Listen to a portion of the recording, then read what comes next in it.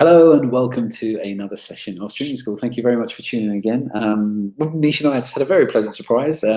We watched the live views, and there's always a few dozen people watching, which is pleasant. And then we wonder about our impact. And up until now, Nish, we thought we only had a few hundred people tapping in a day, right? Yep. And then we just went through some of the overall stats, and it turns out we've actually got thousands of people who are coming back to the lessons and previous lessons. So we're really quite touched by that. I think Tuesday, we had nearly 7,000 people coming across. So yeah, I guess quite touched by it, really. Anyway, Nisha's doing the part where she just wants to leave me hanging again. So sorry, I wasn't listening this time. there's no point hanging out there, Sam. Just another person who does not want to talk to me. Hopefully you'll talk to me this morning, buddy. How are you? Yeah, good morning, guys. Yeah, great, thank you. And it's brilliant to hear how many people are tuning in. So I hope you're enjoying everything that everyone's doing so far. I know there's so many teachers on board, so let's keep it going. Amazing. Really looking forward to today's lesson, buddy, but I can't let it go without saying some sport-related joke. So how deep did you dive into your local lake this morning? Yeah, local lake. No, I don't have any lakes around where I am, I'm afraid. Not yet. Is there any up in that way of the woods where I'm moving to? Yeah. It's something I could say here, which would make me look very unconnected. So I'm going to keep quiet. I'm gonna just get back to PE. And thank you for showing me that I should shut my mouth at the beginning of the lesson, Sam. The floor is yours. Guys. The floor is yours, buddy. Well, cheers. Well, welcome back today, guys, and welcome to Physical Education GCSE PE. So today we're going to be recapping a little bit on what we did on Tuesday earlier in the week. And I'm forgetting what days we're on. Thursday, that's right. Yeah, so on Tuesday we worked through methods of training, and we also did different fitness tests. So we're going to carry on from methods of training today. Nish, if you can share my screen, please. All right, cool. So just a quick recap to start off with. You've got the lists of components of fitness here on the left-hand side. And next to them, you've got the fitness tests that go with the components of fitness. For example, strength, you've got the hand grip dynamometer. Agility, you've got the Illinois agility test. Now, remember, when knowing these fitness tests, it's really important that you're able to give the correct name. And then, of course, a description as to how it works, and the advantages and disadvantages of the test for the performer. And most importantly, the reliability and the validity of the test. So is it an accurate test for the performer? Does it involve the competitive environment they have to go through? For example, if we look down here at reaction time, the test that we do in GCSE PE is the ruler drop test. Now, for me, a reaction time would be very prevalent in boxing. Would a ruler drop test tell you that the boxer has got fantastic reaction times that relates to boxing? Possibly not. So they're the kind of things that you want to be looking at, the strengths and weaknesses and the validities of the test. We look at a few more. You've got balance as the standing sort test. How would that relate to in something like gymnastics, for example? And is it an accurate test for a gymnast, where it might be an accurate test for a different sports performer? So that's where you need to be able to define the fitness testing. In power, there's two options. You've got vertical and standing jump test, speed, 30-meter sprint test, flexibility, sit and reach, and of course cardiovascular fitness, which was used to be described as the bleep test, and it's now the multi-stage fitness test. And for anyone that's looking to join public services or go down that route, the multi-stage fitness test is used in the army, the police, the fire service, and the ambulance as well. So it's multi-stage fitness test is now used in a variety of not just sports, but also just different occupations. So we'll move on to today, where we're going to continue looking at the methods of training. We will talk about the advantages and disadvantages of each method of training. And of course, as always, we'll be giving sporting examples. So not just naming the actual method of training, but giving sporting examples. And I've prepared a few videos today to help go through them. Now, as you can see on the screen, there are 6 methods of training. The first one will be circuit training. Then we'll look at plyometric, fartlek, interval training. You must be able to give key points. Normally 1 key point for the method of training is enough, but I'm trying to give you at least 2 or 3. And also, as we've said already, give a sporting example and the advantage and disadvantages for an athlete using that method of training. So interval training, defined as periods of higher intensity exercise followed by periods of rest or much lower intensity. And a couple of key points are rest periods can be walking or stopping completely. The exercise period can be based on time or distance. And short interval training improves anaerobic fitness. Long interval training improves aerobic fitness, and usually for more explosive sports. So straight away, the one that pops into my head, in fact, we're going to show a video that it's sprinting and certainly short distance sprinting. So 100 meters, 200 meters, interval training will play a key part. Okay, so if I can refer to our video clip. Here we go.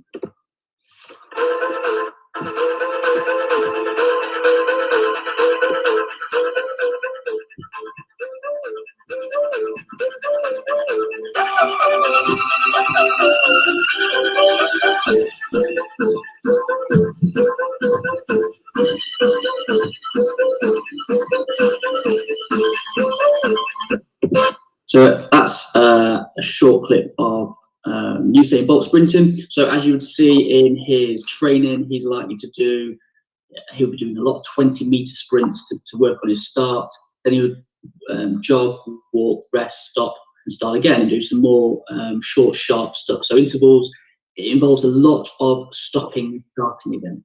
It's not, interval training wouldn't last for a long period. It might be 10 blocks of 10 seconds or 10 blocks of 20 meters rather than one block of two hours, whereas a marathon runner might do it, for example. So interval training is based at short, sharp tempo stuff. So if you look at the advantages, it improves both aerobic and anaerobic fitness, and it includes skills, we've got here basketball layups, but it includes skills such as sprinting as well, and powerful set pieces if you're in football or any sport that requires powerful shooting and use of power. Disadvantages, cannot tell if the performer is working at their best. So you can't always, because it's such short, sharp stuff, you don't complete, if we look at the 100-meter example, you wouldn't complete the race necessarily in interval training. So therefore, although we can see that they're working well in the 20 meters at the start, it doesn't show the longevity of the actual race or the competition or the match. So you only get to see a short clip of their skills. So I hope that clears up interval training. So now we're going to look at continuous training, which is defined as aerobic exercise with no rest intervals at a constant pace for a prolonged period of time. So that means you work at 60 to 80% of your maximum heart rate. And remember, your maximum heart rate, and this is something you can all test. In fact, we're going to talk about maximum heart rate shortly, so we'll leave that for a second. Minimum of 20 minutes for so jogging, cycling, and improved cardiovascular fitness. So again, continuous. Think of the word continuous, something that continues and goes over for a long period of time. And the obvious one is marathon running, of course. So continuous training will be done by Mo Farah. It will be done by someone like a cyclist that goes for a long time. A sports performer like a tennis player, they can often play up to 4 to 5 hours if they're playing 5 sets. So continuous training might play a part in tennis players as well. And have a look at, of course, I think this one is the great Mo Farah. So let's see if we can get this one playing.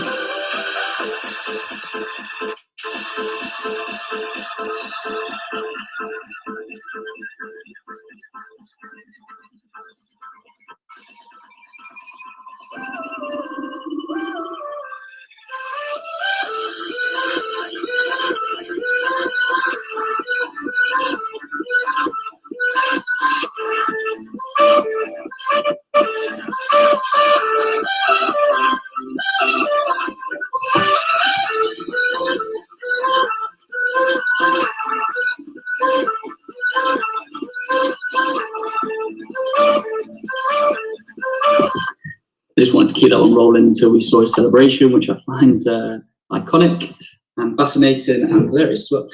So Mo Farah, obviously long distance runner, he would be using continuous training, and there's a question at the bottom of the screen there that says, why would he use different to Usain Bolt, or would he use different to Usain Bolt? And of course, because he's looking at time cardiovascular endurance, which used to be called endurance. The word is time there. So he runs for a long period of time, and continuous training relates to endurance. So we look at advantages and disadvantages of continuous training.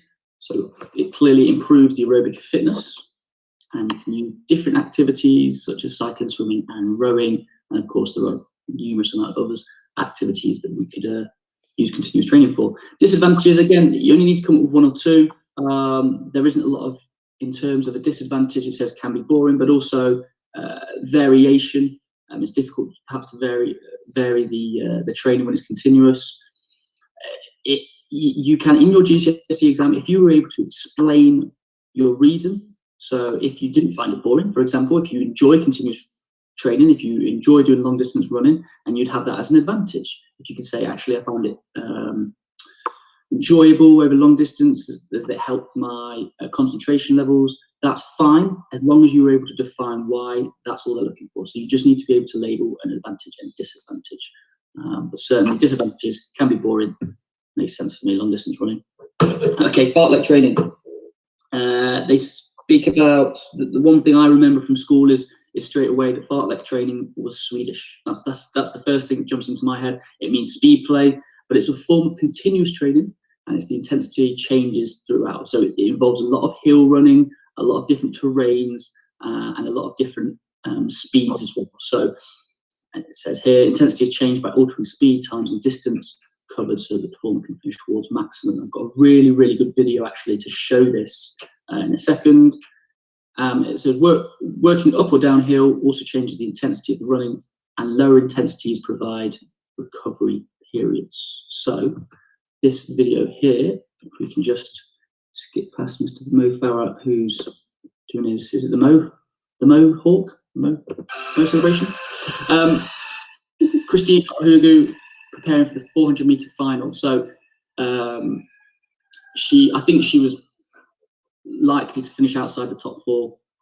Watch the full duration of this race. She is in lane 4. Yeah, she's in lane 4. As you can see at the moment, she's probably in, I'd probably say second or third to last place at the moment. It's a 400-meter race. And she's coming into the last 150 meters, and she's probably in about 5th place. And now you can see her in the orange boots. She's in the middle of the screen, and she's doing the last 80 meters.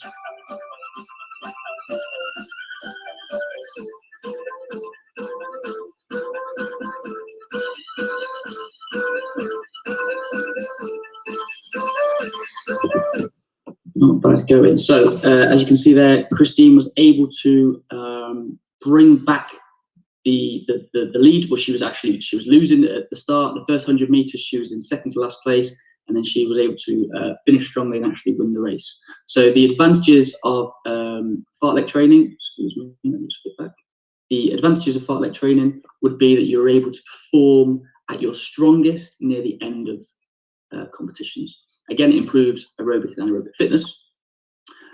Activities such as swimming, running, cycling, and someone like a triathlete, the Brownlee brothers perhaps would do lots and lots of fartlek training because it's over different terrains, different activities as well, and fartlek training would play a key part in their success. Disadvantages is that it cannot tell if the performer is working at the best. So similar to circuit training at the start, because you're working on different activities and different exercises over different terrains, etc., and different speeds, again, you don't complete the full competition, if you like. So it's difficult to always see when they're performing at their best. Okay, a few more to go. We've got circuit training now, which is a series of stations using different exercises that develops different muscle groups for a set period of reps or time. So you make up the stations. Again, it could be 30 to 60 seconds max, really. You just want to be doing short, sharp activities on each activity, and then moving around in a circle, circuit training. The exercises are mixed, so muscle groups of all are trying to be worked on rather than just doing 12 stations of arms, because obviously there's only so much, so many different muscle groups within those arms. So you're trying to cover a variety of different muscle groups when you're doing the circuit training. Stations can be skill-based, and of course it can work aerobic or anaerobic. Okay, so we're going to actually move on from this video now. We're just looking at the advantages and disadvantages. The advantages of circuit training, of course, is they improve different fitness areas. So you don't just work on power, you don't just work on strength. You can really, when you're doing a circuit, you can really work on a lot of CV fitness, and include a lot of plyometric training as well within the circuit training. And we'll talk about plyometrics in the next 2 minutes. The disadvantages of circuit training is that it can take time to set up. It requires a lot of equipment. It requires a lot of room as well, a lot of space, and a lot of planning. However, once a circuit is set up, if you've got 12 or however many keen athletes who are taking part in the circuit, then it can be a really successful and enjoyable way of training. The last two now, so we've got weight training, which is defined as training with weights to improve muscular strength or endurance. Very popular at the moment is actually, instead of free weights, which is your dumbbell, using bands and these elasticated bands that a lot of people use. They're very, very popular at the moment. So the strengths of weight training, if we look at the advantages and disadvantages, are that it can improve muscular strength and muscular endurance. So the difference between the two, remember, is endurance is the ability for your muscles to work over a long period of time. Muscular strength is the strength in which the force in which your muscles can exert. They can work on different muscle groups, and it requires, the disadvantage would be, again, it requires a lot of equipment. I would just argue that one if you were doing resistance training, but certainly if you're doing weight training, of course, it can be very expensive, take up a lot of room, can be heavy, and would often need spotting as well. So doing weight training on your own isn't advised at any point, really. And then the final one, we've got plyometric training. So plyometric training is defined as a form of intermittent training that develops strength and power through explosive movements. We're talking about a planned series of exercises using jumps or bounding. A lot of bouncing is involved in plyometric. High intensity for a short duration of time, followed by a period of rest. And rest allows for repetition of explosive movements. So I'm going to show you this video. I'm just going to go through the advantages and disadvantages first, and then we're going to finish with this video, which I'm very excited about showing you. The advantages of plyometric training are that it can improve muscular strength, power, and speed. Of course, no equipment is needed for a press up, a sit up, burpees, etc. You know, if you've got boxes to jump on, fantastic, but you can be doing this in your garden. Disadvantages are that there's a higher rate of injury due to using the same muscle groups and the impact on joints. So just be careful when doing plyometric training. But if I can flip to the video, here's some examples of the training you could do at home.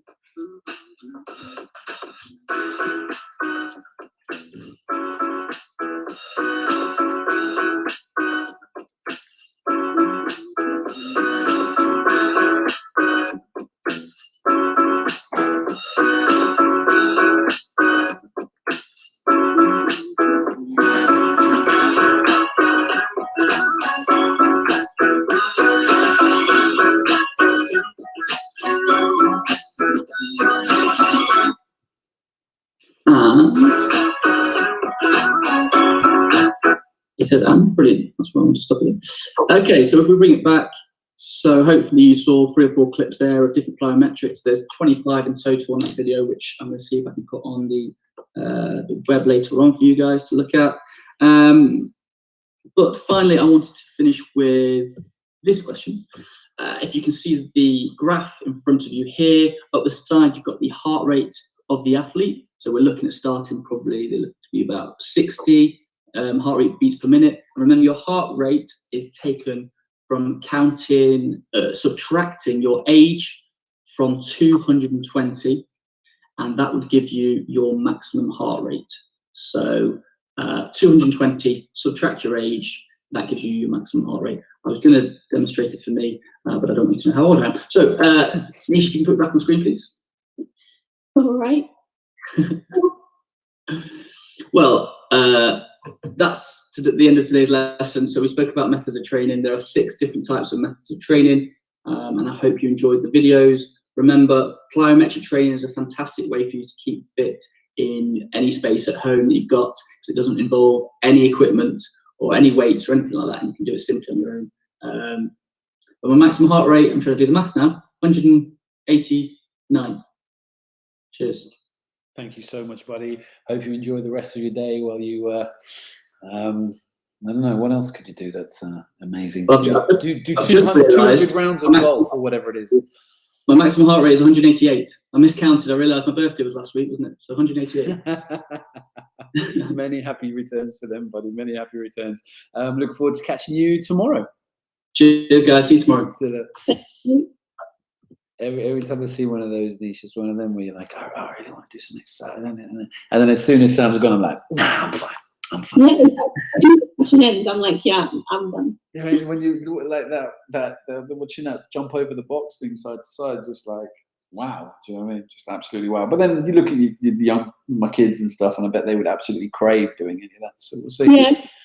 But yeah, it's, obviously I don't say it enough, Nish. But thank you always. It's really shocked me to know that we're getting to thousands of people a day. So yeah, I'm really pleased. Thank you so much. Pleasure. All right, and I won't be here for the next 2 sessions because I have an employee who doesn't listen to me. He books me in for things at times I don't want to be on, but there we are. Nish, it's all yours to lead us out. All right, cool. So here is the optional PE task. It is a worksheet, and there are all the different types of training on it. If I can show you. It's not that long, so please take a look and have a go. And I'll get the links and I'll put them on Facebook and on YouTube, so this makes it a little bit easier. Yeah, if you've missed out on anything, you can catch up on Facebook and YouTube as well. And all the links to any resources and tasks will be on there. Up next, we have science with Michael Scott. You're missing it, Bjorn. Wonderful, yeah. You know how much I love science and Michael Scott. Right, but it is what it is. It is what it is. So yeah, thank you so much, Nish, and I will catch you sooner rather than later. Yep, see you soon. Bye.